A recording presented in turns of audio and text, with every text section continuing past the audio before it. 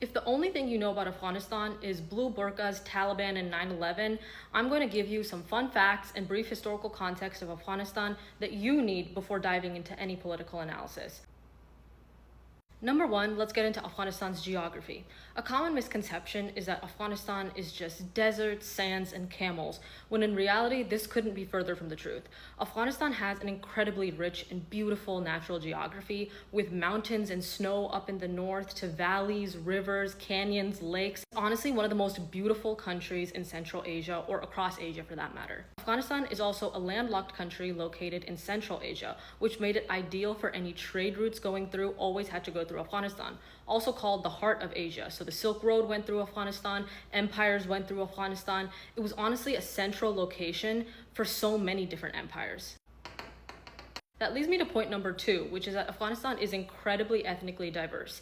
Various different ethnic groups and religions, ethnic groups ranging from Pashtuns, Tajiks, Hazaras, Turkmens, and Uzbeks, and those are just five that I can name off the top of my head, to different religions like Buddhists, Sikhs, Hindus, Jews, Muslims. Such a variety of different looks and beliefs. There's not just one way that an Afghan can look like. They can look anywhere from very brown to very white to somewhere in between to looking Turkic, looking East Asian. There's really not one Afghan look. 3. Afghanistan has an incredibly rich history. It actually started off as an ancient Buddhist civilization, where in 6th century they carved Buddhas, big Buddha statues called the Bamiyan Buddhas, and that existed in Afghanistan for centuries, up until 2001 when the Taliban unfortunately destroyed it.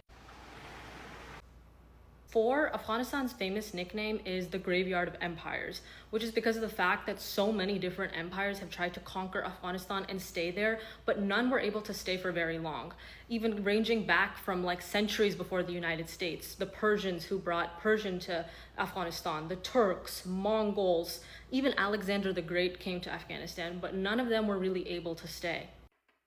5. Afghanistan has actually had democracy long before the United States did, through an ancient Pashtun practice called Loya Jirga. This is when the tribal elders would come together as a committee and take democratic vote on major decisions to be made, whether that was problems that people would bring to the committee, electing a new leader, foreign policy, etc., etc. This system was actually used in 1747 to elect the leader of Afghanistan, where they appointed Ahmad Shah Durrani. 6. Afghanistan is actually home to a lot of fashion, arts, and culture.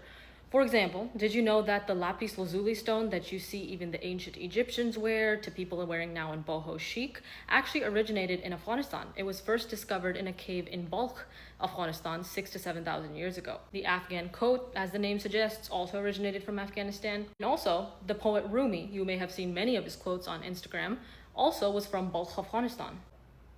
7. Did you know that Afghan women actually earned the right to vote a year before women in the United States? King Soraya Tarzi and King Amadullah Khan at the time were the rulers of Afghanistan, and they advocated for equal rights for women and voting rights for women. And they actually gave the right for Afghan women to vote in 1919, whereas the women in America were given the right to vote in 1920. 8. Afghans are actually incredibly known for their bravery. I'll tell you the story of the First Anglo-Afghan War. The First Anglo-Afghan War happened when Afghanistan was centered right in between the empire in Russia and the British Empire in India. British Empire was really scared that the Russians were going to take over India by first taking over Afghanistan, this is also known as the Great Game.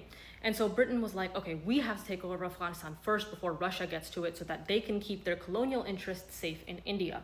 They try launching an attack on Afghanistan and try overthrowing the ruler and inserting their own ruler so that they could basically take control over the government.